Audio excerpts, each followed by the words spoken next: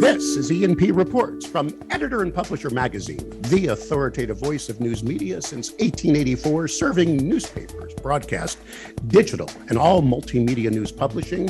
I am Mike Blinder, the publisher of E&P.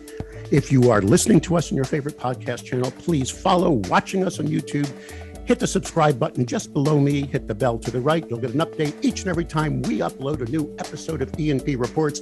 A beautiful screen of movers and shakers. That's what you're looking at right now. And an interesting topic today, because if you obviously are watching this, we're going to be talking about public notices and the future of our industry. But let me just go around the panel real quick, introduce them. Dean Riding, CEO of America's Newspapers. Dean, where the heck are you today? Are you back home in Texas? Good morning. I am. I got back yesterday from a trip to D.C. We had a legislative fly-in. So I wanted to compliment you because I saw you at Burrell last week. Yep. And then I noticed you came in to represent our industry at a very broadcast-oriented convention, and you and I, had dinner, and then you immediately went off to help the industry in D.C. Good job. And that went well, the lobbying for the... It went great. We had a good turnout, and I've already heard some very good visits with our legislators. Yeah. Excellent. We have a lot of friends on the Hill who want to support local journalism. That's wonderful. Jim Fogler, another friend of Editor and Publisher, President and CEO of Florida Press Association, Intersect Media. Jim, where are you today? Are you in Tallahassee? Hey, good morning, Mike and team. Yes, I am actually not in Tallahassee. I am sitting in our offices in Lake Mary. I know you're in Florida somewhere, sir. So you've been traveling around because I know you spent some time last week in Tallahassee. Brad Thompson, CEO, Detroit Legal News Company. Brad, you're all in when it comes to public notices. Am I correct, sir? Absolutely. That's the primary focus of our business. And with our 9 newspapers across Michigan, yes, we are all public notice all the time. All public notice. Don Craven, President and Chief Executive Officer of Illinois Press Association. Don is on the move. You're in your car, but we appreciate your valuable time. Don, the reason you're joining us is you've got a number of states doing public notices with you. Am I correct, sir? We run a statewide website for approximately 19 states across the nation. We post every public notice. For Illinois, we post every public notice that's published 7 days a week on our statewide website. And it's been a valuable tool to avoid legislative efforts to do away with public notices in newspapers. Which is the topic for today. Bill Barker, a very good friend. Bill, you are now the founder and CEO of Baker Strategic Solutions, LLC. But if I may, your background's very important to this discussion. Correct me if I'm wrong. You were a customer of mine when I was working for Media General. For 10 years, you were the publisher of the Tampa Tribune. I was working with your ad department, full disclosure, and my local hometown newspaper. From there, you went to the Naples Daily News as president and publisher, spent 8 years there, and then 5 years as Gannett's regional president for Florida. And recently you went on your own, hung a shingle, and I understand you're very busy working with a lot of different publications and friends, but that all, you went private back in January of 2021. So you got years of experience here in Florida, correct? That is correct, Mike, and good seeing you again as well. Been in this space for a long time, been involved in this topic for a long time, and it's been it's like all parts of our media industry, Mike, to be honest, it's a lot of evolution around it, right? And my attitude's been pretty clear. We bring solutions to the marketplace, and that's the position we've tried to have, and that's whether you're running a newspaper, running a media company, or trying to advise others on how to work with politicians. I would just say this, and I'll shut up about it, Mike. Really, in reality, the media business, in my mind, and elected officials have the same job: to strengthen and make our communities we serve a better place to live, work, and play.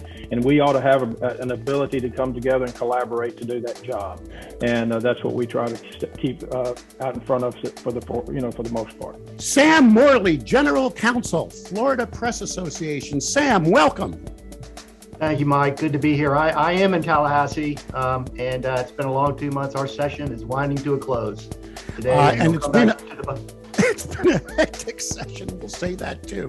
And now I'd like to, if I can, bring in the person who always keeps me honest, who's been covering this story. It's always an honor to have with me on these broadcasts, Gretchen Peck, our one of our editors here at Editor and Publisher. Gretchen, what city are you in right now? Good morning. I'm in New London, Connecticut here. Oh, so some of you were in the snow, some of you were in the sun. We've got public notices on our minds. We're going to get to this discussion right after this. This episode of E&P Reports is sponsored by IQ Audience Plus by Town News. Consumer revenue has never been more important. Digital leaders at media organizations worldwide are asking the same question. How do we accelerate the growth of consumer revenue? Traditional one-size-fits-all paywalls aren't the answer. They're blunt instruments that treat all visitors the same way, costing you money. IQ Audience Plus by Town News is a smart, dynamic metering solution that empowers you to maximize revenue by identifying key audiences, seeding engagement, and growing membership and subscriptions. Ready to supercharge your consumer revenue, grow engagement, and bolster your advertising income? Visit townnews.com/EP today to learn more about IQ Audience Plus by Town News. All right. Okay, now that we've got the table together and we're going to discuss public notices, the first thing I want to discuss is the state of Florida. I've only lived here now for about 21 years. Dean, you lived here a long time because I introduced you as CEO of America's Newspapers, but you ran Florida Press when you took over the largest North American newspaper organization, Inland Press SNPA merging. You gave the reins of Florida Press to Jim Fogler. And Jim, correct me if I'm wrong, and this is what I like to say, Florida Press, I just spoke at your conference. I kicked it off for you. There were like over 300 there. You're not a small, it's almost like a mini regional conference. We also have other Floridians here. Bill, you've been here in the state now for over 20 years. And then, of course, Sam Morley, you live in Florida. Who am I forgetting? Is anyone else Floridian on this, or is that it? Is that it? All right. So my question is this the most screwed up state or what? That's what I want to know right now. Anytime there's a wacky, zany story anywhere, it starts in Florida. Do we all agree, or Dean, am I right? Absolutely. You know, when I started my career in newspapers, it seemed like California led the way with bizarre decisions, but that mantle has absolutely fallen to Florida the last decade. Jim, how do you keep it straight? I mean, and I'm going to second that. It is definitely a bizarre time for sure. And since I've landed here 2 years ago, it's been an interesting ride. I can say that, Mike. And then Gretchen, you just mentioned last week you were watching this entire floor discussion with what we're about to get into in our discussion about public notices.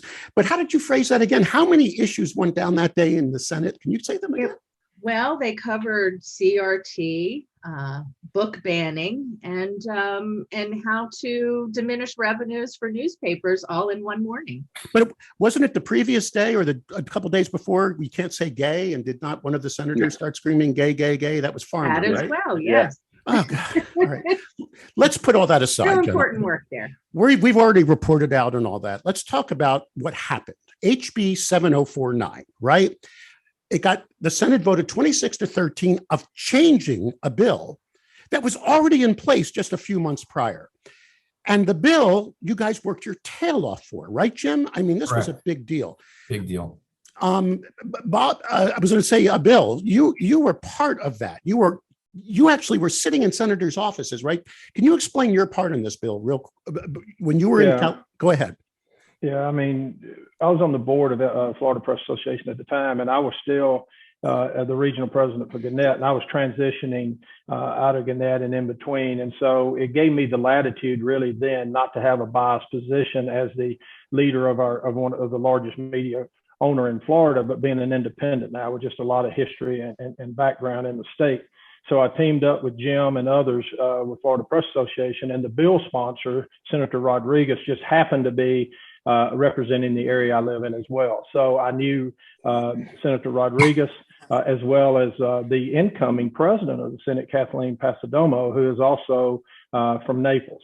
So, to give a lot of credit to the Florida Press Association Board of Directors, and Dean, you'll appreciate this with your history, that is a very involved and engaged board. And that board made a tough decision to acquiesce from kind of the defensive position we had been that, was around, Fox watching the henhouse arguments, government transparency, First Amendment, all those things that we all love so much. And we finally admitted around the table, everyone here is working to transition our business. And we've been doing that for many, many years. And that argument to next generation leaders coming up into the public, space, that does not resonate with them nearly as well. So we took a position that we were going to have to make some compromises. And we sat down with the senator at that point and really went to work in a serious way, trying to formulate a bill, legislation that would work best for the citizens of Florida. Back to the point we talked about earlier, our job is to take care of the citizens of Florida, whether it's to keep them informed so they can watch out for themselves and hold their government officials accountable, or whether it's working with the government officials to get accurate and credible information to the public so they can make those decisions. And in that, we worked really hard with Senator Rodriguez and other senators to understand what they were trying to achieve, to help them move beyond their own biases, right? The frustration they have sometimes with our coverage, the frustration they have sometimes with not getting the kind of response that they feel like that we should do. And I will say, Jim and Dean and I did this before, Jim, we took on the responsibility to meet with the leadership of both chambers before session every year for the last couple of years to try to develop relationships with those leaders so they knew we were human beings, we were Floridians, and we cared about the state of Florida. And that had a big impact. And from the consensus, Mike, that I received, I believe people both in the elected space and both in the media space agreed we came to a very good landing place. That's what we heard. The whole country was watching. I remember this. Let me ask the key question here, Dean. The reason I got you here is you came out of Florida. Now you're running you're lobbying. You lobbied last week on Capitol Hill for national issues. You get the lobbying world. But is Florida not like the first domino that everybody keeps watching? And everybody watched that bill, that sausage, if I can use that term, get grinded and made. Am I correct, Dean? Yes, unfortunately, I think you are. The problem is there has been some concern from legislatures to not tackle this because of the problems that we're all very aware of. It is incredibly valuable having the independent watchdog that newspapers provide in this process. And there has been a lot of concerns about going down this road. As Florida makes this step, other state legislatures will watch. And if there isn't an eruption, they will be emboldened to take the same step. So absolutely, just like we talk, the municipalities all talk, the state legislatures talk, they all come together every year with their own meetings. So I'm sure the communication will be distributed very quickly. So yeah, all right, let's swing it up. Okay, let's get to Don and let's get to Brad. Brad, add to that. You're up in yeah. Well, I'm also president of the Public Notice Resource Center, which is a national group to promote public best practices in public notice around the country and what newspapers do best. And we looked at the Florida legislation that came out a year or so ago as probably almost state-of-the-art boilerplate legislation for us going forward as an industry that other states should very possibly look at as the model for good public notice, because you had the independence issue that was maintained, all those good things. They did the hard need work to be there, and all of a sudden, Florida comes back a year later, just kicks it off to the curb and blows it out the window. So, but you're right. Is this going to be the dominoes falling? It's terrifying in that respect. Don, do you agree? No. To be the fly in the suit, boy from the wilderness. In Illinois, we have faced similar efforts in the Illinois General Assembly every year for the last decade. And it's a lot of work. But we've successfully fought off those efforts. I think we're dealing with, is if bad things come out of Florida, is that gonna make us all face bad things? Yes. But I don't think it's a death knell for public notices. I think we've got 50 different democracies at work here, each of which have very different concerns, attitudes, methods, procedures, and frankly, very, very different constituencies. So no, I don't think it's necessarily an inevitable domino. let me ask Sam Morley. I said Samuel because that's the name I've got on my screen. I apologize, Sam. And I should have done my due diligence before. So if this is a stupid question, Jim, you can, next time we have lunch, you can slap me silly. Sam, are you full-time for Florida Press, or do you work with other associations and groups as general counsel? Yes, I'm full-time. Actually, as a matter of fact, I started with Dean and then through, oh gosh, that was 14, 15 years, and then through Jim's term. So yeah, I'm here in Tallahassee. We have our own office right down from the Capitol, and yeah, full-time. Do you hobnob with other general counsels though? Are you aware? Let me ask, because this is where I want to take it.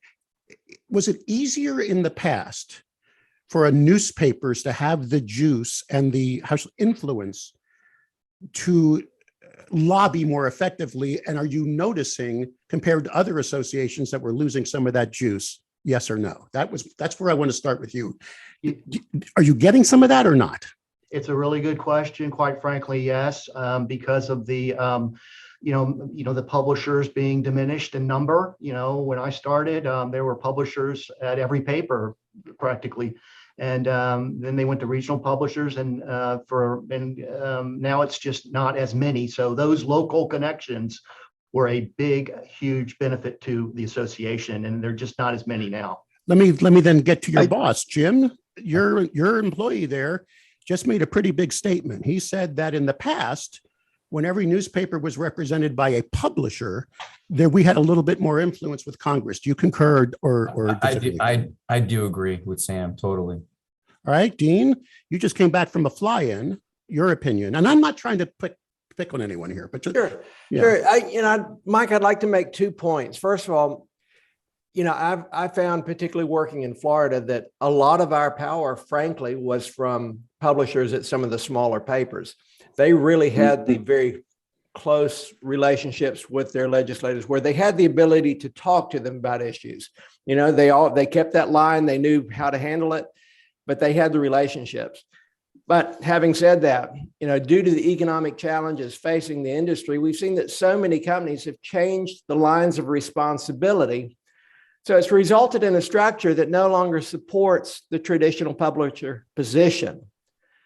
That has created challenges for all of us, because without someone in that senior leadership role who's well-known in the community, it's very hard to have the relationship with the legislators.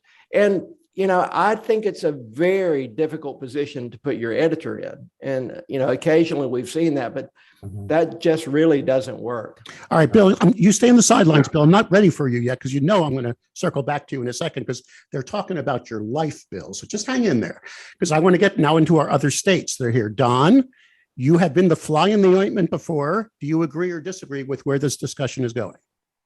No, I agree that the structure of the new structure of the industry is a problem. I've been with the Press Association for 40 years, outside counsel, and now I guess in charge. And it's a very different structure. We can be, as Sam I'm sure will tell you, lawyers often say that our clients can be their own worst enemies, and it's not any different in the newspaper industry. Brad? I see a distinct difference between, the small community papers where you do have those very close relationships, as Dean referenced earlier, as opposed to the bigger communities with the bigger newspaper operations. So, as we do legislative work in Michigan, our outstate small town newspapers have very close relationships with their legislators, and it's pretty effective. But do you miss having the publishers of the big dailies that to have your back? Yes or no? They still are fairly supportive, but they've got so many other items on their plate that the distraction level is ultra high, and I think they've got other battles to fight, and sometimes we fall through the cracks on public notice. All right, Bill, we've been discussing your world, because you you are the senior, you are representing one of the biggest media company, I guess, in North America for Florida, or region of Florida. Your position was eliminated. I'm now going to take the other side for a second. Well, we had to, Bill. I mean, funding news and journalism is very expensive. We've lost a lot of legs to that stool, Bill. I mean, we used to get all those inserts, Bill. We used to have tons of, automatic over the transom revenue, jobs, homes, and cars, Bill. We just can't afford this position anymore. It doesn't work in our culture, and we're no longer going to think a publisher is necessary to paper. We'll keep an ad director here. We'll keep an editor here. We'll do everything else more regional. Okay, Bill, the floor is yours. Well, Mike, first I want to go back to what Don said, because I agree too that this is not a death knell for public notice overall in general. I don't even think it's a death knell for public notice in Florida. We can talk about that more later. We will. It actually gets to the free market conversation. Secondly to that, though, to your point about influence, and that's the way I look at it. Okay. You got to remember too, Mike, it's been an interesting career for me. I've been in that role, and I think it's a very important role. I believe that if you have the right person in that role, I've never believed it was the role that was in debate. What I've always assessed that to be was a question of, do we have the right talent and the right talent density around that role to really be a market development organization and be able to do that within the context of a scale and roll up company. You got to remember, I was involved in many M&A deals and even played in the private equity side for a while, because we had private equity partners and owners, and I was part of that group for the Tampa Tribune, your hometown paper. We transitioned that into when Gannett did their spin, when Media General, the company you worked with me with, we did our spin. You remember I was part of that significant created Berkshire Hathaway Media that ended up here now with Lee. You got to remember, I went to Scripps to help do the spin that created Journal Media Group that we sold. And I was a founding officer of that company that we sold to Gannett. And then, I stayed with Gannett as a regional leader. So I understand the importance of the verticalization of our industry for the economics. The economics issues are real. And until you sit in front of that revenue gun and that profitability gun, and you've got covenants to have to deal with, you probably can't really fully appreciate what that feels like.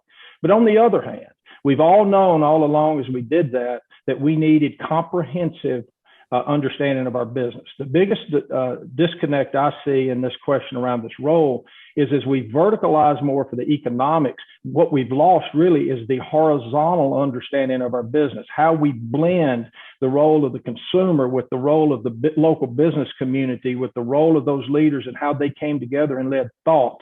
They wrote great, thoughtful editorials that brought people together to debate key issues in your local market, your regions, and your states. And they were recognized as leaders, thought leaders. They were the non-biased convener. We were professionals at keeping our opinions to ourselves, but lead people to a better place as a state and a region.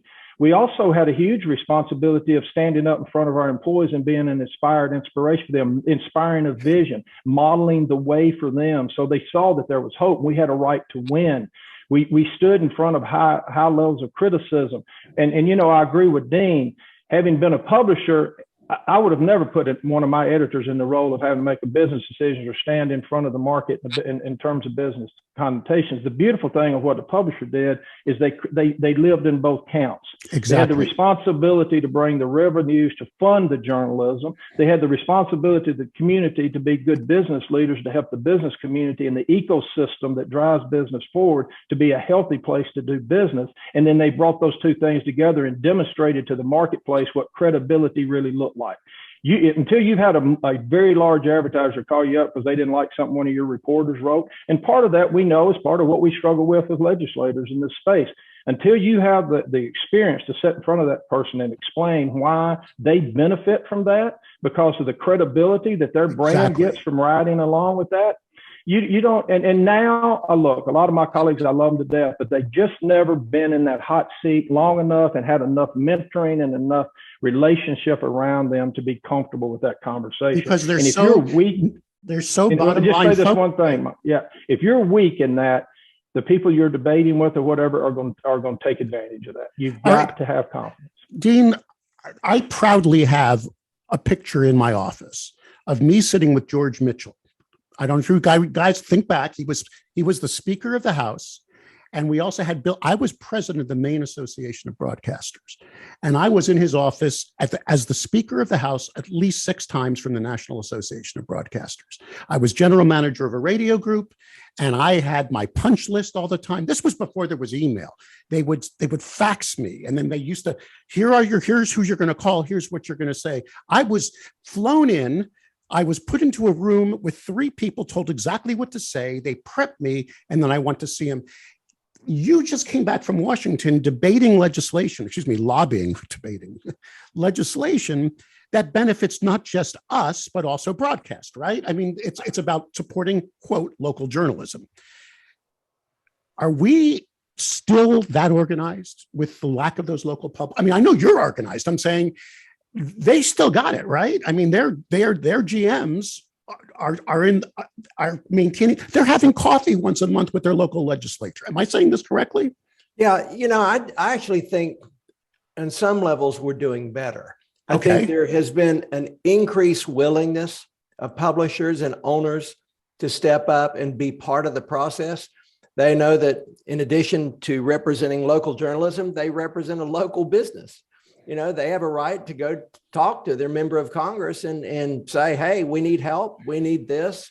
This is important to your community. And I think that's really been the focus, is what we're doing as an industry impacts the legislators' communities. And they are really starting to understand that. But as publishers and owners are stepping up, I am seeing an increased willingness to do that. And I think it's exciting. I think we've made some great inroads with the Local Journalism Sustainability Act. The JCPA is moving. Things are pretty exciting. So while it's a time that is challenged, it's also a time of opportunity. And I do think that people are stepping up.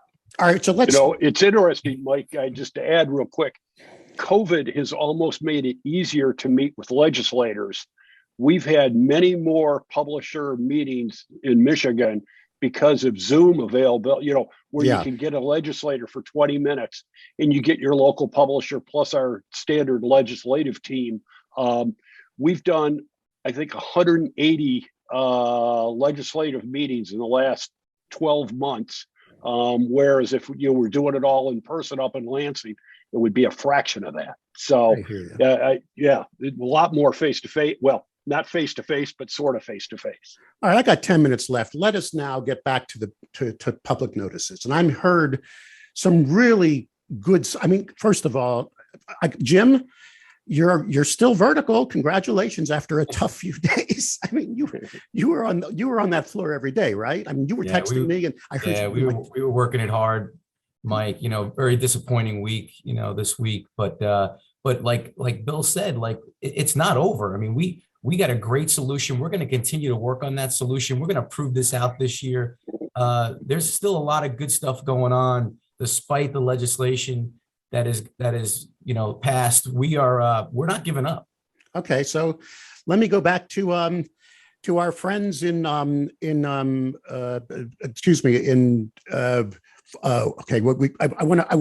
to get to Illinois.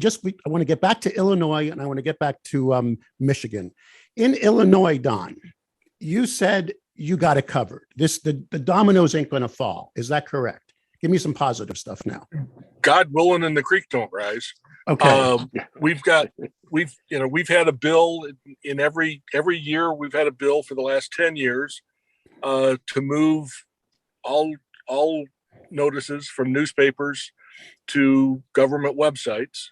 And 8 out of those 10 years, the discussion has ended when we go to the sponsor and say, that the notices are already on a website and they're searchable and they're this and they're that.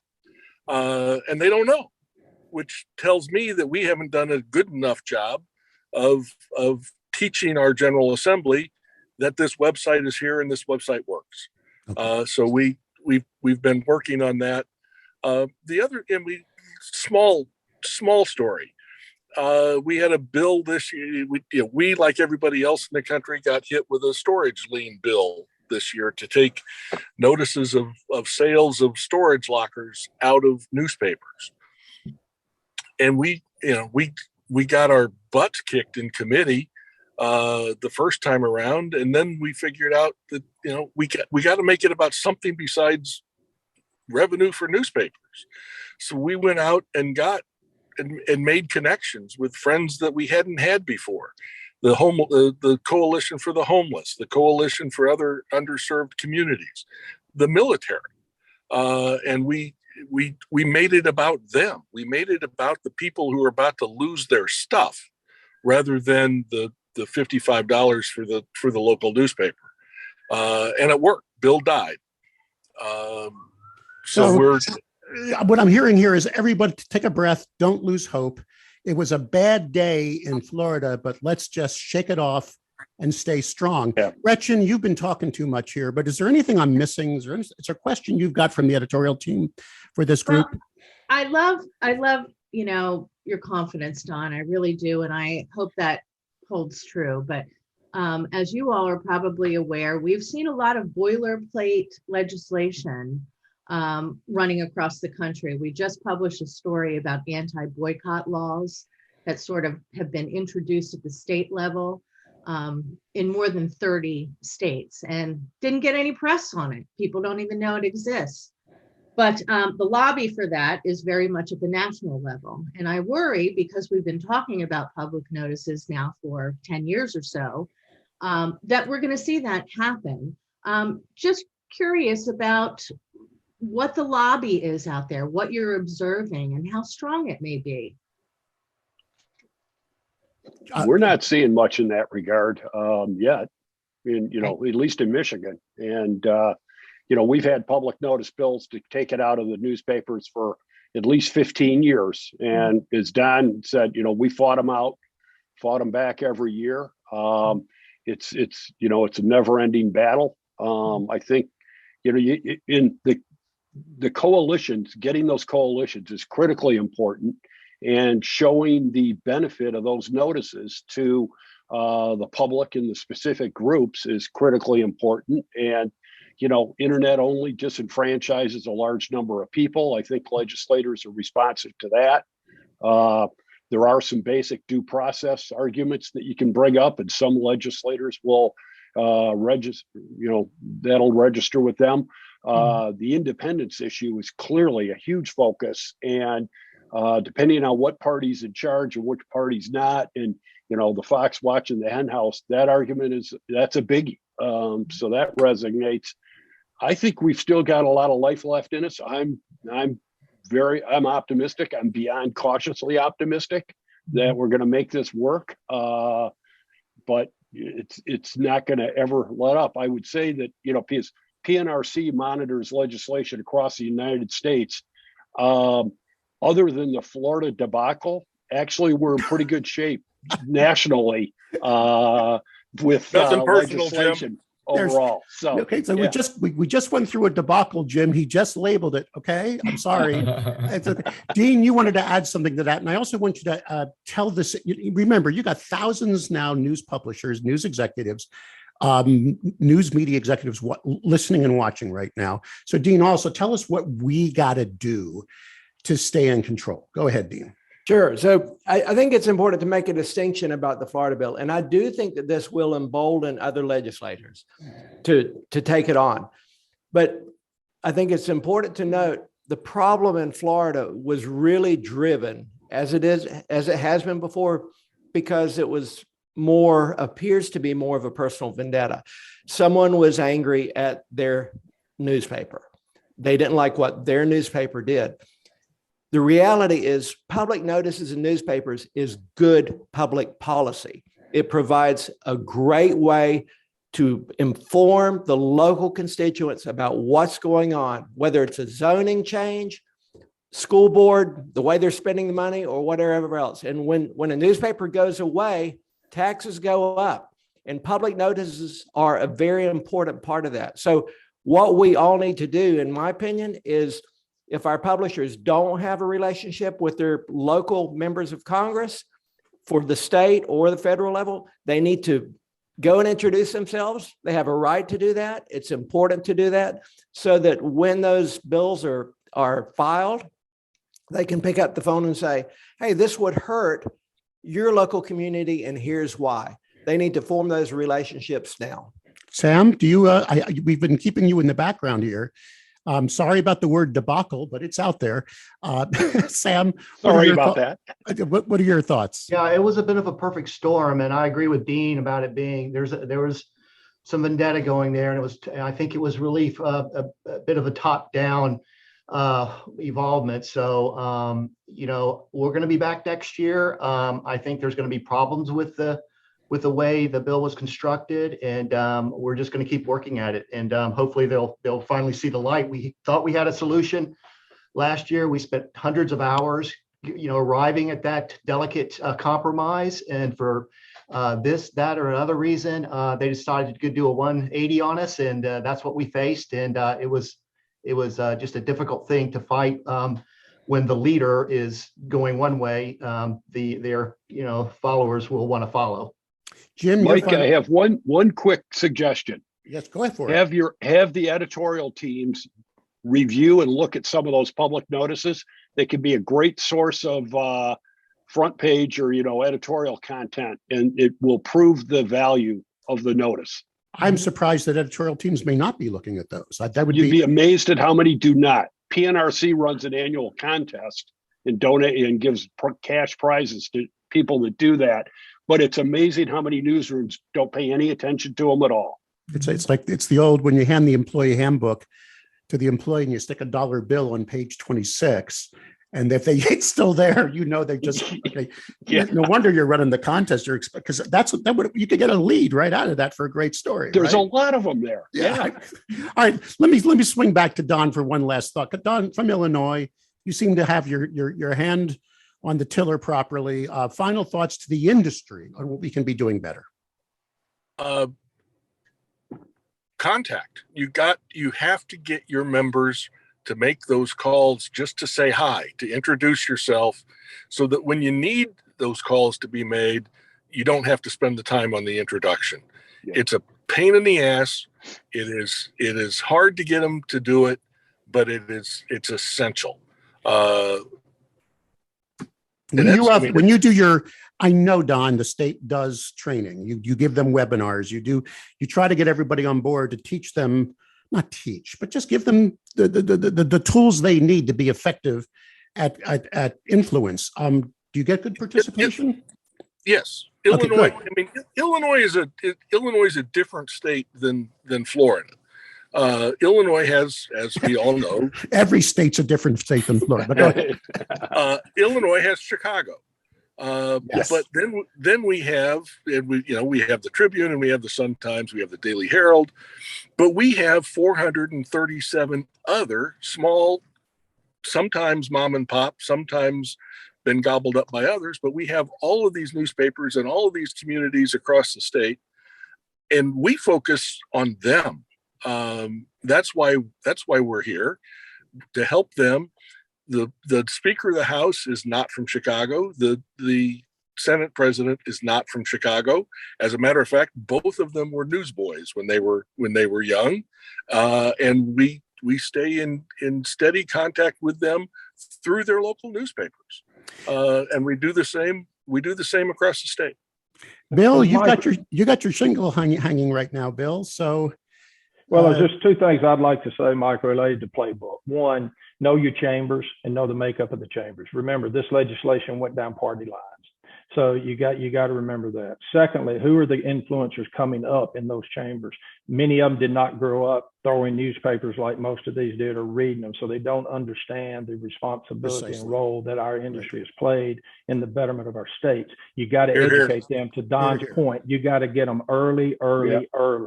And that has been what we've been told for many, many years. If you don't, I know, Dean knows, Jim, we know many of the leadership right now, but that next generation leadership, we didn't have the same relationship with them either. And we've been trying to build those relationships. And the final comment I'll make, just remember, this legislation came from the top down. Many of what Brad and Don have been saying in terms of our playbook, knowing the sponsor, having time, going through multiple committees, none of that was in play this year. This was a different process.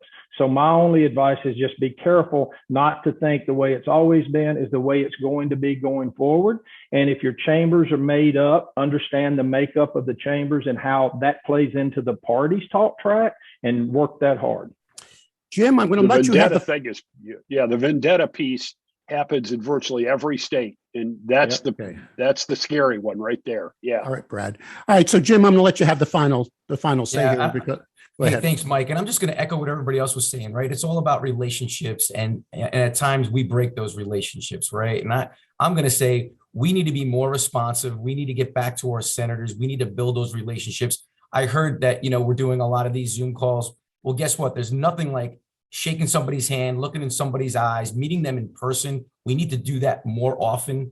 And then as we look at our local communities, we look at our leaders, we know there's a big change going on between publishers, and now they're being called market leads. Those market leads need to get more engaged in their communities. They need to know who the leadership is so they can build those relationships.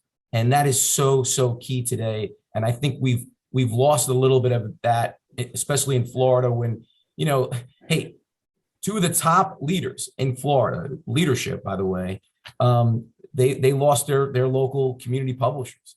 And, that we have to realize that there's an impact there. And anyway, I'll close with that. I think it's important that we just, we're not giving up. We're going to keep on keeping on. We believe we modernized that bill last year. This bill this year, we're still going to work it and go back at it next year, like Sam said. We're going to have your contact information, all of you, on the physical page that this vodcast is placed on, if that's okay with you. So if anyone who's now listening to this on Spotify, and most of it's, Apple downloads, please go back to editorandpublisher.com/vodcasts, VODCASTS. I just said right. And you will find links to resources, links to the bill, right? Right, Gretchen? We're going to put everything there. And we also have a page, Dean, that we have editorandpublisher.com/antitrust, but it really covers the latest news and the latest resources for both the both bills. Why don't you just review them real quickly? Dean, just 1 second. We have two simultaneously trying to go through as we speak, right? Sure. The LGSA, Local Journalism Sustainability Act, and the JCPA, or the Journalism Competition and Preservation Act. The first, the LGSA, is really more of a short term, sunsets in 5 years, provides compensation for newsroom employees. The second is very important for the long run because it will provide publishers the ability to negotiate collectively with Google and Facebook, which seems to be working in Australia pretty well right now. I know they don't have as many newspapers as us, but their bargaining seems to be working. So Dean Riding, CEO of American Newspapers, thank you. Jim Fogler, President, CEO of Florida Press Association, thank you. Brad Thompson, CEO, Detroit Legal News, thank you. Don Craven, President, CEO, Illinois Press Association. Sam Morley, General Counsel, Florida Press, and Bill Barker. Your resume is too long, so I'll simply say Barker Strategic Solutions, LLC. That's your new gig, right? Yeah. We appreciate all your time. Everybody stay well and healthy. Thanks. Thanks, Mike. Thank you. I just want to point out Dean's picture of Florida behind him. Way to go, Dean. On my heart. Very nice.